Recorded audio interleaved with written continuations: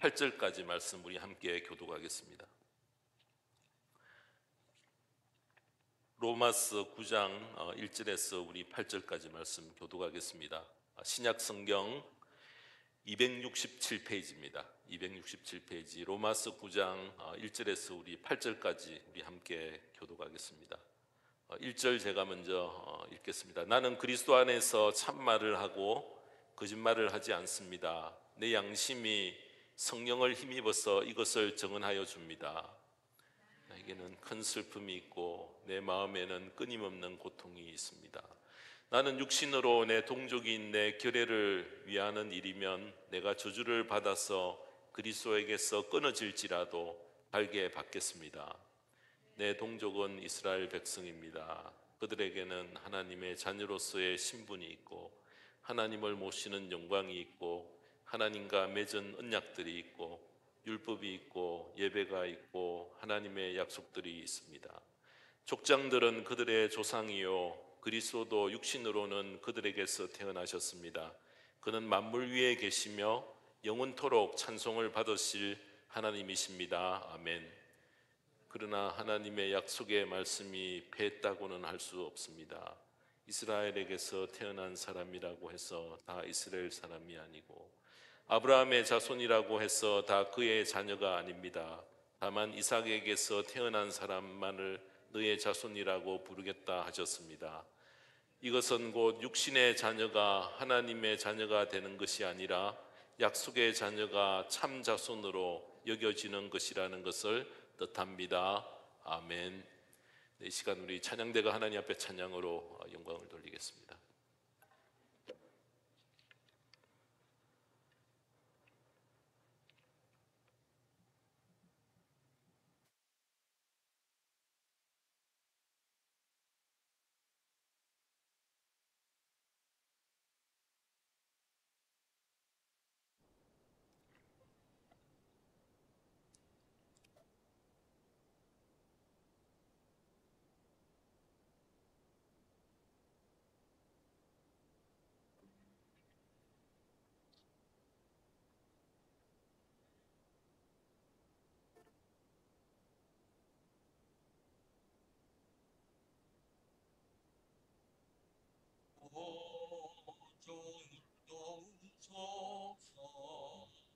주의 강한 믿음 드소서 주님의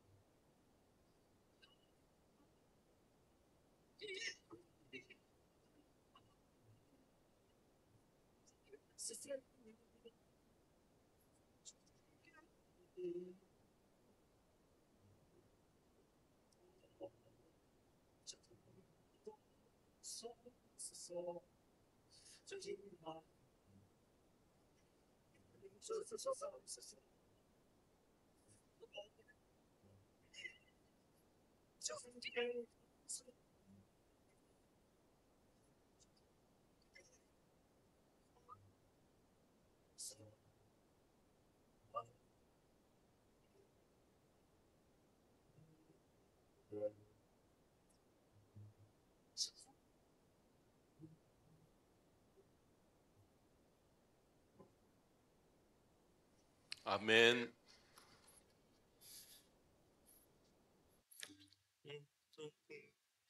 좋으신 하나님, 참 좋으신 나의 하나님. 우리 기도하겠습니다.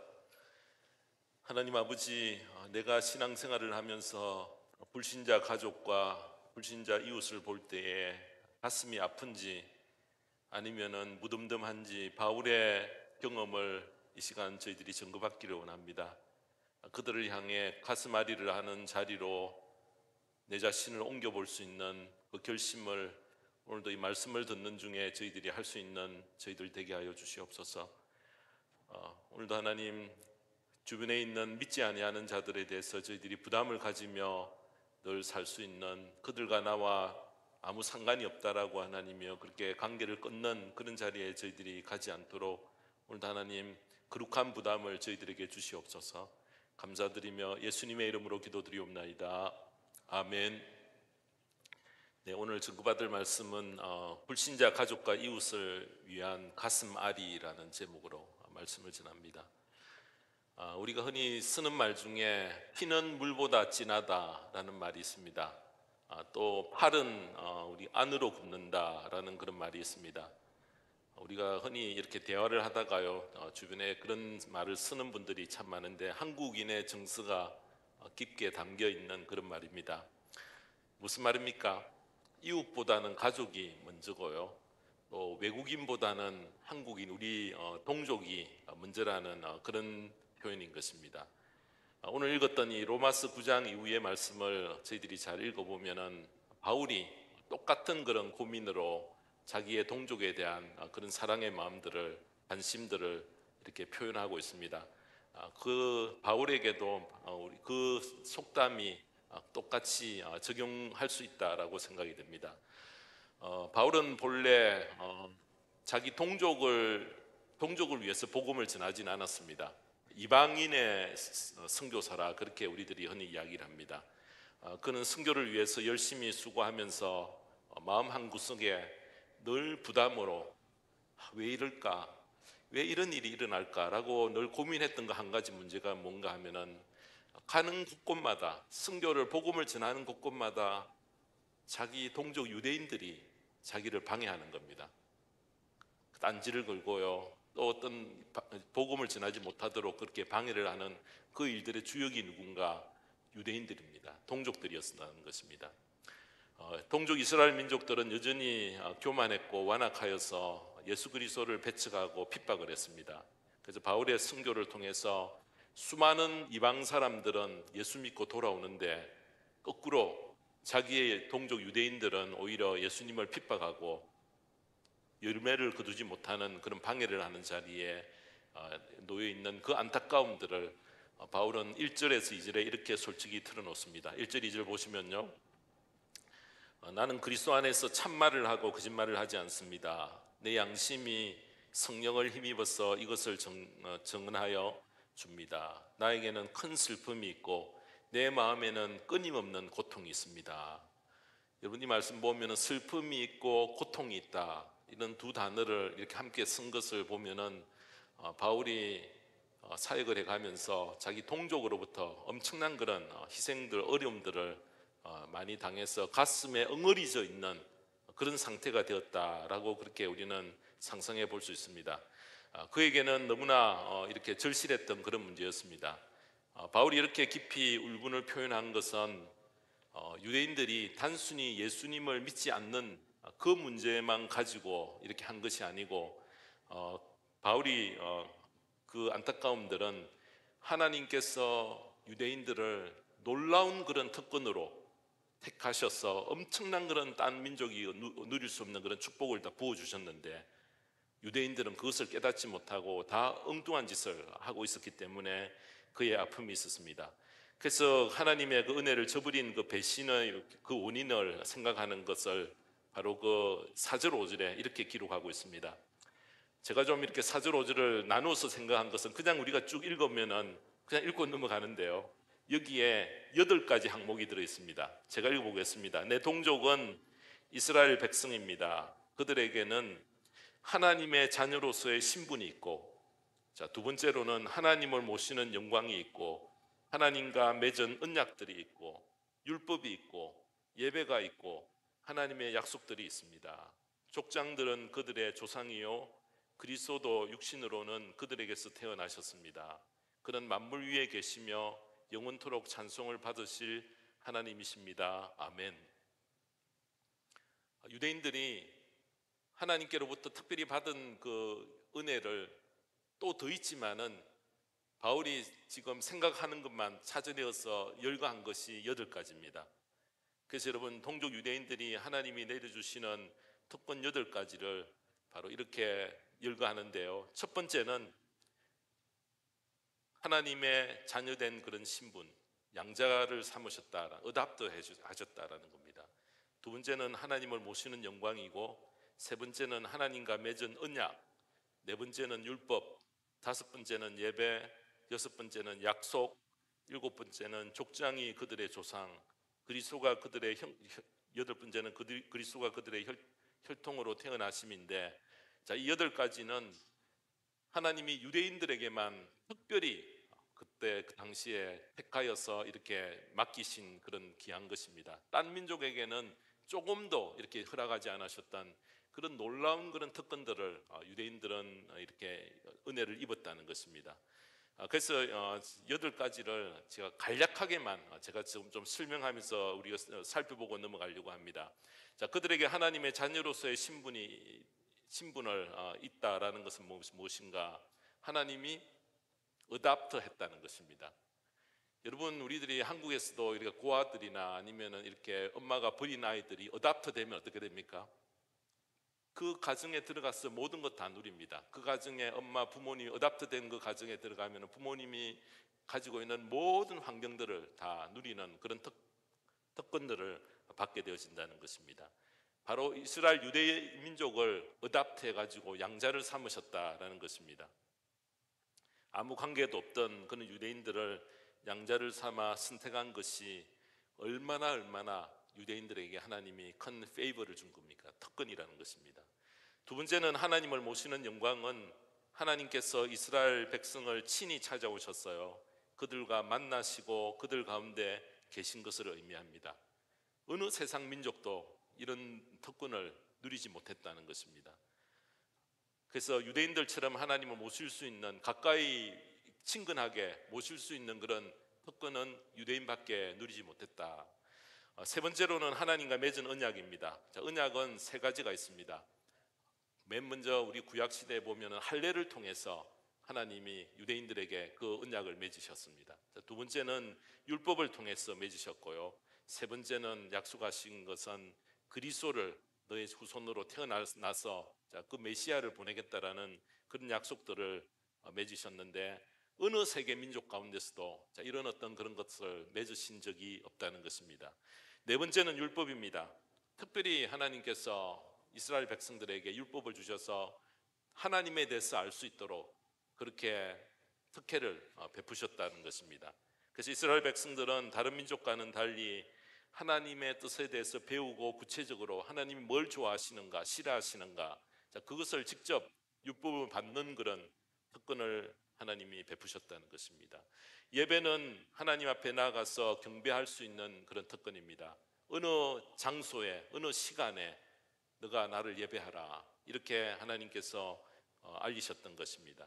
그래서 특별히 하나님께서 유대인들에게만 맨 먼저 이 예배를 허락하셨습니다. 여섯 번째는 약속입니다. 하나님의 자녀요 선택받은 백성들에게 내려주실 여러 축복에 대해서 많은, 성경에 보면은 많은 그런 약속들을 하나님이 주셨다는 것입니다. 자, 일곱째는 족장이 그들의 조상은 유대인들에게는 아브라함과 이삭과 야곱이 있고요. 또 뭐 선지자 중에 또 우리 다니엘 같은 선지자도 있고 요셉도 있고 또 엘리야도 있고, 자, 이런 모든 사람들이 유대인으로 하나님께서 믿음의 조상이 되게끔 그렇게 해주셨다는 것입니다. 그리고 그 조상들을 통해서 자랑스러운 하나님의 나라를 진행시켜가는 그 일들을 하나님이 직접 하셨다는 것입니다. 마지막으로 가장 여러분 얻음되는 것은 예수 그리스도를 유대인의 혈통에서 하나님이 나게 하셔서 이 세상에 구원자로 보내셨다는 것입니다. 여러분, 이것을 보면은 야, 유대인들은 정말 특별하구나, 정말 딴 민족하고는 비교할 수 없구나, 이것을 우리들은 알 수가 있습니다. 자, 이렇게 8가지의 특별한 기득권을 하나님이 유대인들에게 받도록 모든 것을 다 이렇게 조치를 취해 주셨는데, 바꾸어 말하면은 이스라엘 백성은 어느 딴 민족보다도 예수님을 가장 잘 믿을 수 있는 그런 환경을 다 조성을 다 해주셨다는 것입니다. 근데 여러분, 실제는 어떻게 했습니까? 그들이 그렇게 하지 못했다는 것입니다. 은혜를 배신했다는 것입니다. 하나님의 택한 백성이라고 자랑하던 그들이 하나님의 독생자 예수 그리스도를 십자가에 못 박는 그 일에 앞장서는 그런 못된 짓을 했습니다. 자, 그들은 복음을 거부했고요, 교회를 핍박하는 자리에 함께 가담을 했고, 또 믿음으로 구원 얻는다는 하나님의 의를 부인하고 스스로 지혜 있는 채 저러고 있다는 것입니다. 아직까지 보내신 그 메시아를 믿지 못하고 아직까지 버티고 끝까지 자기의 어떤 구약의 하나님을 잘 섬기지만은 오신 예수 그리스도에 대해서는 거부 반응으로 지금까지 나아가고 있다는 것입니다.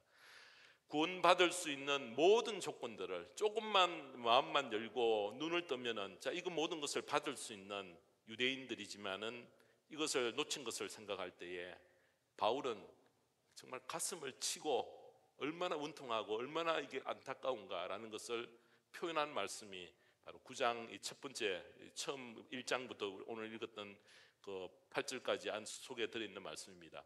그래서 바울이 자신의 고통스러운 마음을 3절에서는 이렇게 표현합니다. 나는 육신으로 내 종족인 내 결례를 위하는 일이면 내가 저주를 받아서 그리스도에게서 끊어질지라도 달게 받겠습니다. 여러분, 이렇게 이야기합니다. 아주 간절한, 아주 강한 그런 결심들이 이 말씀 속에 들어 있습니다. 무슨 뜻입니까? 내가 동족을 구원할 수 있다고 하면은 내가 그리스도로부터 끊어지는 그런 어떤 비참한 일을 당해도 나는 그냥 그것을 받아들이겠다. 바로 그렇게 그런 결심을, 동족을 향한 사랑을 품었지만은 바울은 일생 동안 자신의 동족으로부터 끝없는 배신과 온갖 핍박들을 다 당하며 사역을 감당했던 것입니다. 평생 동안 바울을 이렇게 괴롭혔던 분이, 여러분, 이방 사도로 전도했지만은 가는 곳곳마다 유대인들이 그것에 숨어 있으면서요, 바울의 사역해 가는 그것을 방해를 하고 못하도록 그렇게 이렇게 했다는 것입니다. 동족 유대인들이 끝없이 방해를 했는데요, 돌로 친 자가 누구였는가? 유대인이었습니다. 또 여러분, 태장을 때린 사람도 동족이었고요, 재판에 데려가서 그를 처형시키려고 그렇게 방해하고 모함했던 사람들도 유대인이었습니다. 또 감옥에 가둔 사람들도 그의 동족이었고, 바울은 끝까지 박해를 가한 자가 그의 동족 유대인이었다는 것입니다. 이렇게 바울은 미움을 당했음에도 불구하고 그의 마음속에는 미움이 있지 않고요, 괘씸해서 내가 어떻게 복수를 할까, 그런 마음 가지지 않고 그를 포옹하고 안으려고 하는 그런 마음이 생겼습니다. 무엇 때문에 그렇습니까? 그리스도의 마음이 그 속에 가득히 차 있었기 때문에 그것이 가능했다는 것입니다. 그리스도의 마음으로 무장하고 있었기 때문에 그것이 가능했습니다. 자, 그는 하나님께 엎드려 기도할 때마다 동족의 구원을 위해서 기도합니다. 그래서 로마서 10장 1절에도 보면요, 우리 함께 읽어보실까요? 시작. 형제 자매 여러분, 내 마음의 간절한 소원과 내 동족을 위하여 하나님께 드리는 내 기도의 내용은 그들이 구원을 얻는 일입니다.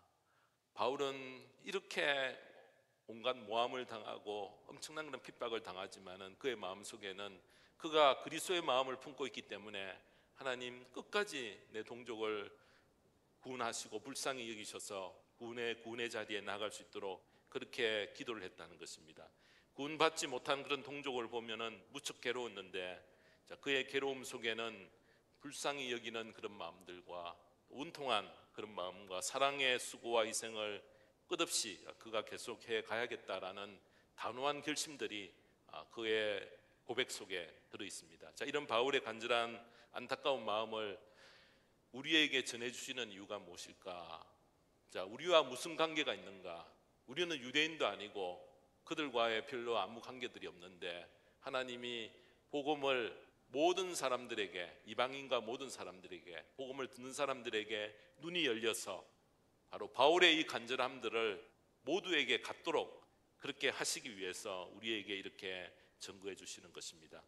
우리에게 본문의 말씀을 전해주시는 이유는 그런 마음을 품고 신앙생활을 할 수 있도록, 바울과 같은 그런 마음을 품을 수 있도록 그런 간절한 마음으로 우리에게 이렇게 주십니다. 오늘 이 시간에 본문을 통해서요, 우리가 우리의 이웃이나 가족이나 우리의 동족이나 우리의 주변에 있는 분들에 대해서 안타까움을 가지면서 우리가 그들을 위해서 해산할 수고하는 그런 마음들로 다시 한번 무장할 수 있는 이 시간 되기를 바랍니다. 본문을 통해서 오늘 두 가지만 저희들이 살펴보려고 합니다. 본문을 통해 주시는 교훈 첫 번째는 구원의 확신과 기쁨을 누리는 것과 해산의 고통은 항상 함께 진행해 간다라는 것을 본문이 우리에게 말씀합니다. 오늘 읽었던 본문 9절입니다. 9장은 바로 전 8장의 말씀과는 완전히 이렇게 바뀌어지는, 전혀 이런 분위기가 다른 그런 말씀입니다. 여러분 8장에 보면은 누가 우리를 대적하겠느냐, 누가 그 하나님의 사랑에서 우리를 끊겠느냐, 여러분 이렇게 아무도 우리를 하나님의 사랑에서 끊을 수 없다라고 자신의 구원을 확신하며 하나님의 사랑이 우리의 완전한 그런 구원을 보장하고 있다, 바로 그렇게 말을 하고 난 다음에 9장으로 넘어가서는요, 분위기가 완전히 이렇게 바뀌어집니다. 여러분 로마서 8장은 어느 정도 모든 성경 66권 중에 어느 위치인가 하면은 어느 학자가 그런 이야기를 했습니다. 반지를 끼고 있으면은 반지 가운데서 가장 거기에 꼽아 있는 그 보석 한 개, 그거를 성경에서 찾으라고 하면은 바로 로마서 8장의 말씀이 바로 그 부분이다, 그렇게 이야기하듯이 8장 속에는 구원에 대한 너무나 귀한 그런 모든 내용들을 다 압축을 하고 있습니다. 그래서 여러분 이 말씀을, 이 고백을 하고 난 다음에 바로 9장에 넘어가면서 바울이 환희에 찾던 그런 것과는 완전히 다르게 자신의 마음속에 담겨져 있는 그런 깊은 고민들을 그가 이렇게 토로를 하게 되어진다는 것입니다. 이런 내용을 보면은 바울이 뭐 좀 정신을 잃었나 이런 생각이 들 수가 있습니다. 그래서 그가 이렇게 급변하는 그런 어떤 마음의 어떤 변화들 때문에 9장 1절에 보시면요, 오늘 읽었던 말씀 1절에 보시면은 내가 하는 말이 참말이고 거짓이 아니다, 이렇게 강조를 합니다. 9장 1절에 나는 그리스도 안에서 참말을 하고 거짓말을 하지 않습니다. 내 양심이 성령을 힘입어서 이것을 증언하여 줍니다. 바울이 강조하여 밝히는 내용은 진정으로 구원을 받았다고 하면은 자기 홀로 구원의 감격과 기쁨을 누리는 자리에 머물지 않고 반드시 핍박받고 복음을 대적하는 그런 자리에서 있는 사람들에게 우리의 마음을 옮겨가야 된다, 그것을 강조를 합니다. 동족을 향한 바울의 고뇌를 잘 보여주는 말씀입니다. 그래서 구원받지 못한 그런 어떤 딴 사람들, 여러분 우리 주변에 있을 때에 그들에 대한 안타까움들, 그들을 어떻게 하든지 도와서 주님께로 이끌려고 하는 그런 간절한 마음들을 우리가 구원받은 사람이라고 하면은 가져야 된다라는 것을 강조를 합니다. 진정으로 구원받았다면은 구원받지 못한 그런 형제를 보고 그냥 보면서 방관하지 못하는 것을 우리에게 강조를 합니다. 그러므로 먼저 구원받은 자는 그의 마음이 주변에 믿지 아니하는 그런 자를 향해 하기 때문에 믿지 않고 않는 그 이웃과 동족을 향한 고뇌의 마음이 항상 우리가 바울의 마음속에 차 있듯이 우리의 관심도 그 마음들을 우리가 잃지 말고 우리가 신앙생활을 해야 된다라는 것을 강조를 합니다. 형제와 동족의 구원을 위해서 자신이 저주를 받아도 괜찮다라고 말합니다. 자, 그 수준에 우리도 도달하지는 못하지만은 우리의 관심과 믿지 않는 사람들을 보면은 정말 내가 구원받은 그런 감격 가운데 있다고 하면은 그를 구원하기 위해서 우리의 가족과 우리의 주변에 관계하는 그런 사람들이 믿지 않는 가운데 있다고 하면은 어떻게 구원할까라는 그런 안타까운 마음들을 우리가 함께 가져야 된다는 것입니다. 여러분, 시간이 점점 흘러갈수록 요즘 세대를 보면은 정말 내 코가 석자입니다. 그죠? 내 앞길, 내 지금 일을 추스르기도 참 힘든 그런 세상에 점점 우리들이 살아가기 때문에 간섭하지 않고 간섭을 받지 아니하는 그런 환경으로 점점 우리가 살아가는 이 세상이 바뀌어져 갑니다.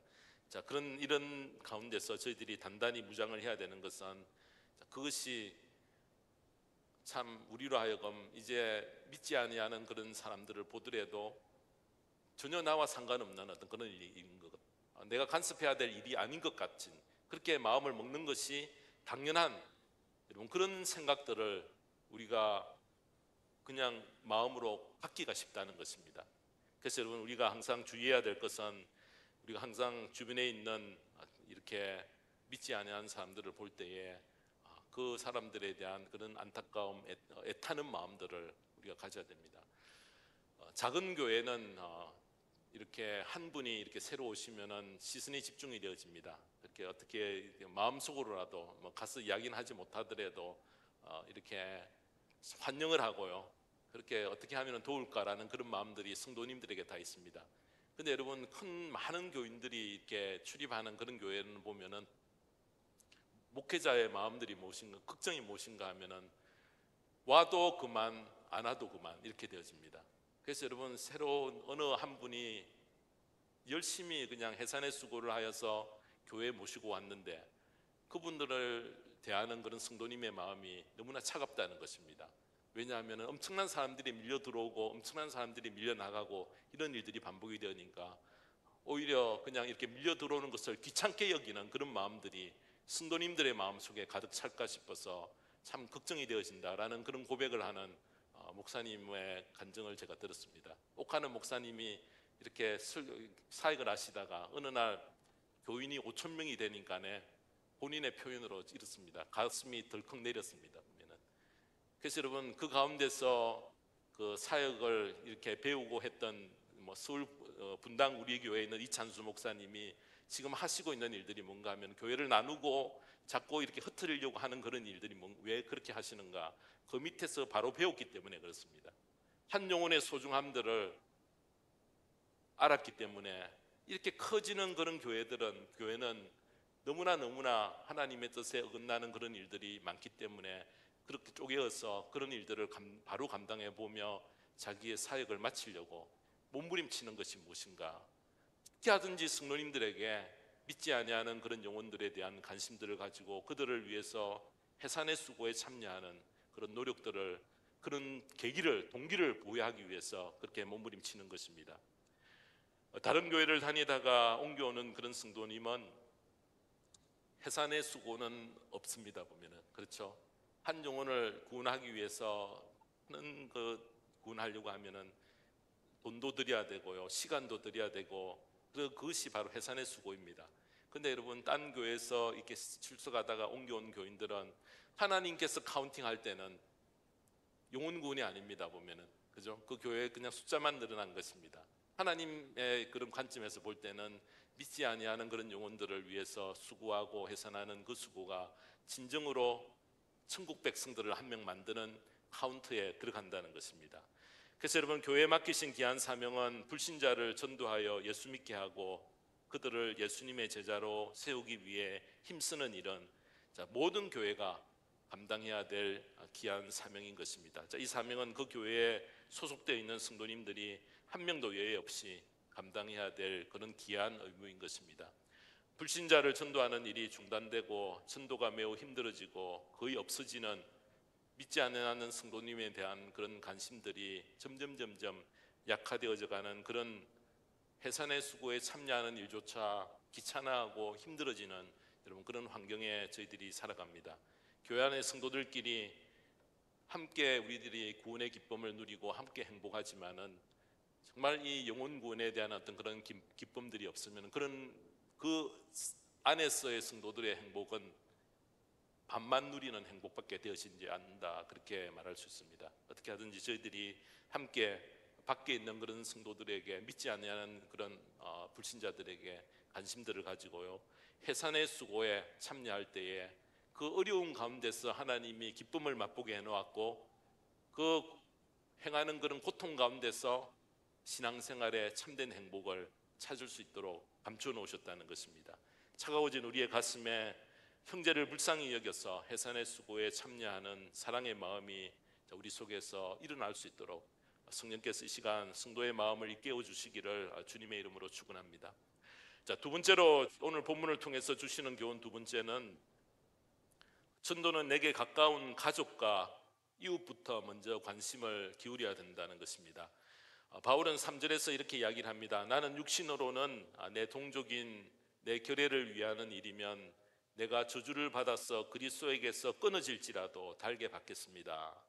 자, 여기서 내 동족인 내 결례라는 이 말 속에는 가장 가까운 그런 사람, 가장 그들에게 나의 관심을 가져야 하는 것을 이야기를 합니다.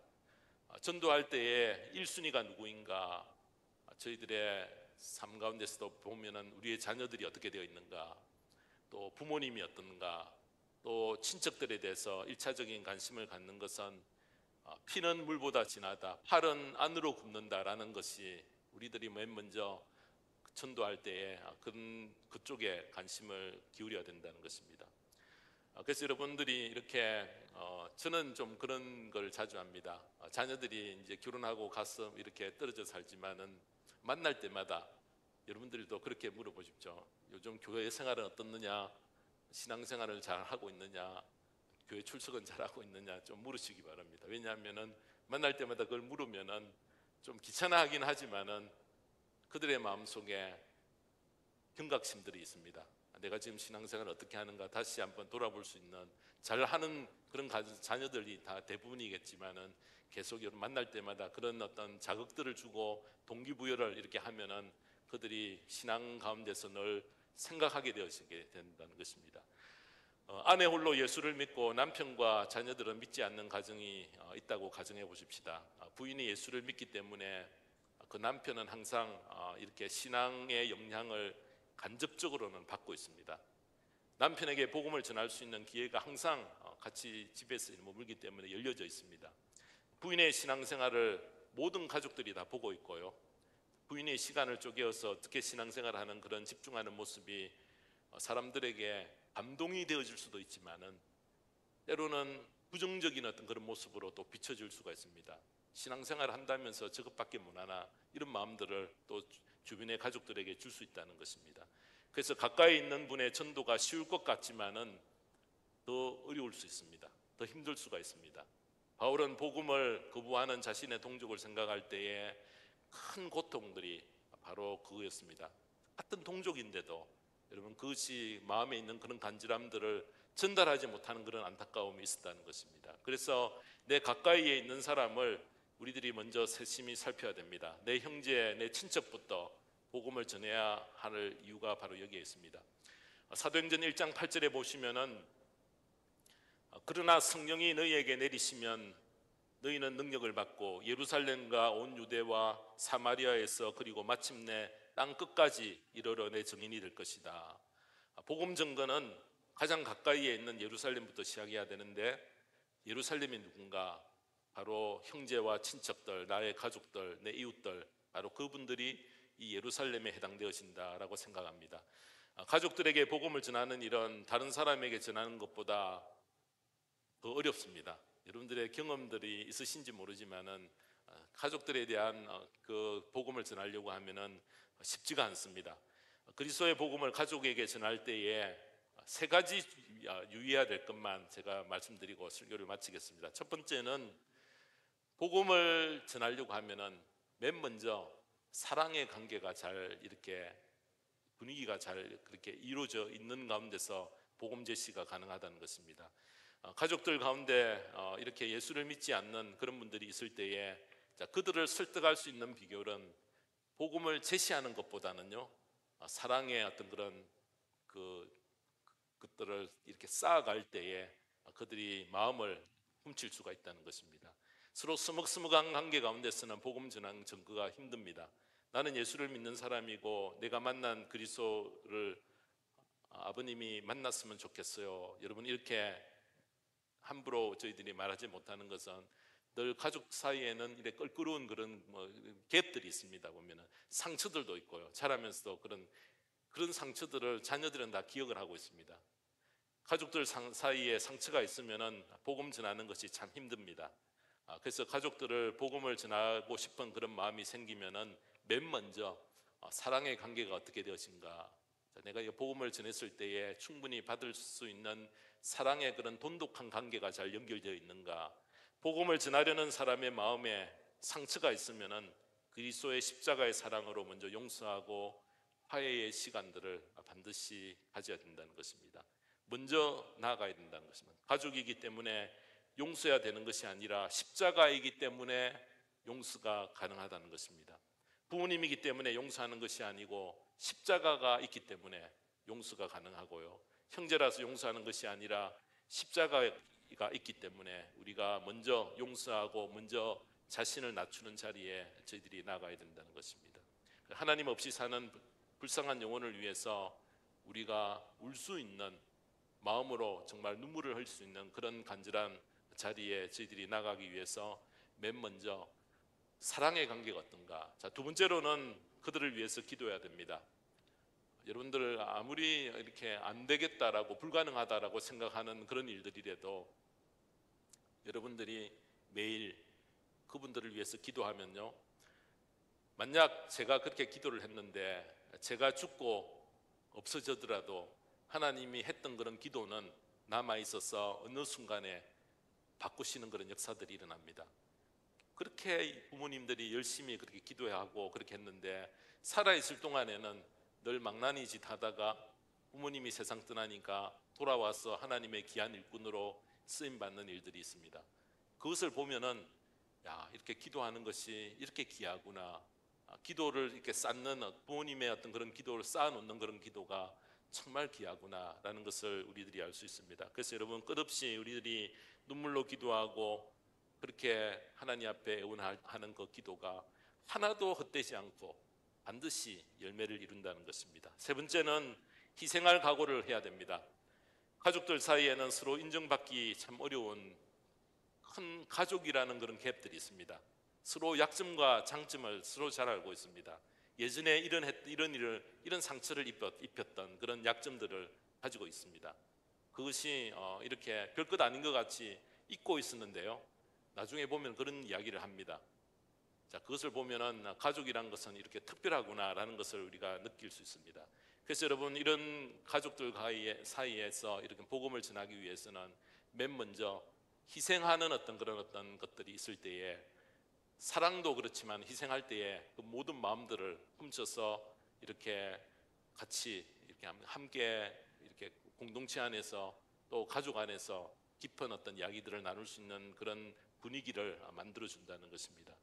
평소에 말로 때우지 말고요, 희생하는, 적극적으로 도우려고 하는 그런 자세들, 그것이 참 중요하다는 것입니다. 가족들이 해야 할 일들이 있을 때에 솔선수범하며, 또 교회에서 아무리 많은 사람들에게 인정을 받아도 집에서 인정받는 것 참 중요합니다. 가족들에게 인정받는 것 참 중요하다. 힘들지만은 저희들이 항상 우선순위를 가족들에게 주는 것도 참 중요한 것입니다. 사랑하는 성도 여러분, 어느 날 죽음이 우리 각자에게 불현듯 찾아오고 우리 모두가 주님 앞에 섰을 때에, 천국에 갔을 때에 주님께서 우리에게 물으십니다. 너 가족이 어떻게 됐느냐 물으실 때에 내 가족이 이 자리에 오지 못했습니다 하면 얼마나 안타깝겠습니까? 만약 가족들이 잊지 못한, 헤어져 있는 이상가족이 되어져 버린 그런 천국이 우리에게 온전한 천국의 기쁨을 누리게 하겠습니까?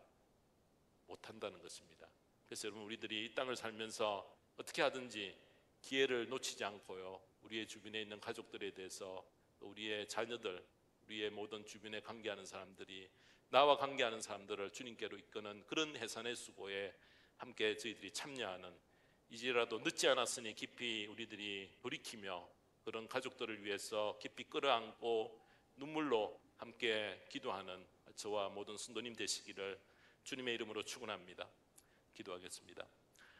하나님 아버지, 오늘 본문을 통해 사도 바울의 깊은 고뇌와 염려를 들었습니다.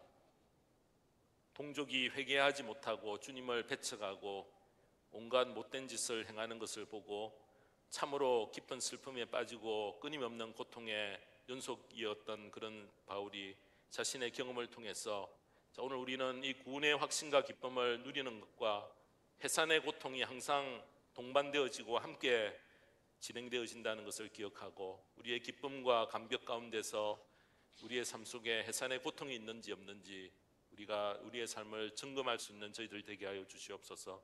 또 전도는 내게 가까운 형제, 친척, 이웃부터 먼저 관심을 기울이는 것인 것을 알아서 우리의 삶 속에 불신자 이웃의 구원을 위해서 가슴앓이를 계속하는 해산의 수고를 하는 저희들의 복된 생애가 되어질 수 있도록 오늘도 하나님 다시 한번 결심하며 주님 앞에 설 수 있는 저희들 되게 하여 주시옵소서. 감사드리며 예수님의 이름으로 기도드리옵나이다. 아멘.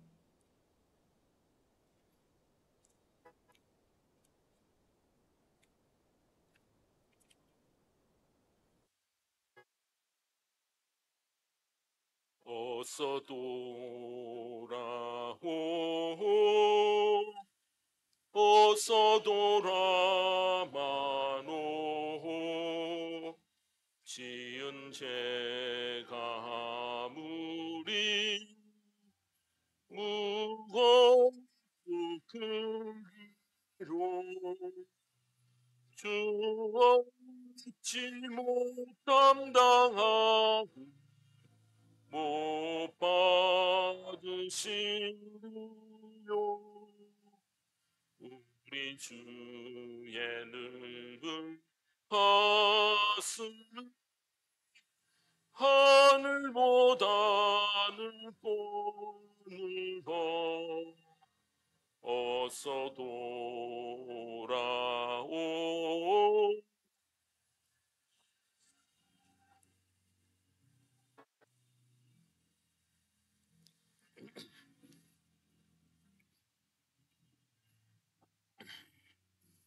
기다리신다오.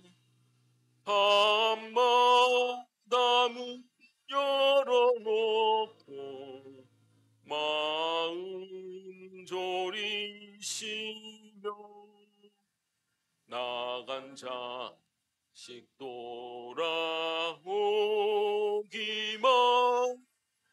밤새 기다리신다오. 어서 돌아오, 어서 돌아마노. 채찍 맞아 아파도 주님의 손으로 때리시고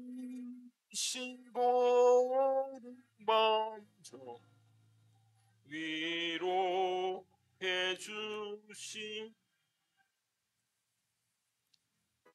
주의 넓은 품으로 어서 돌아오소.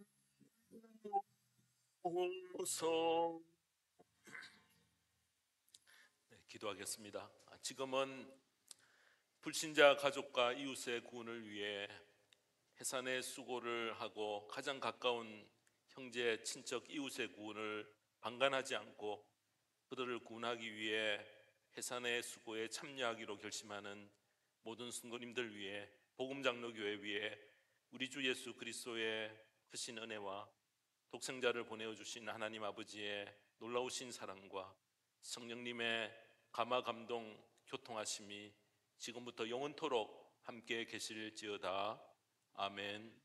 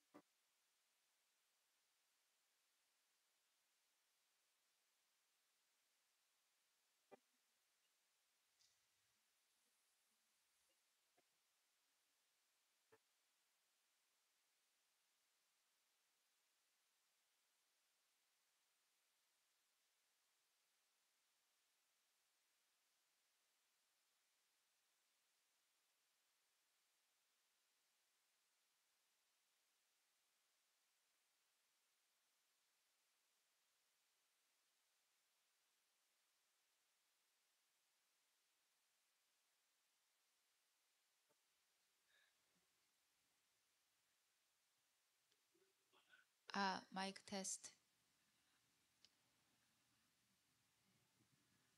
마이크 테스트.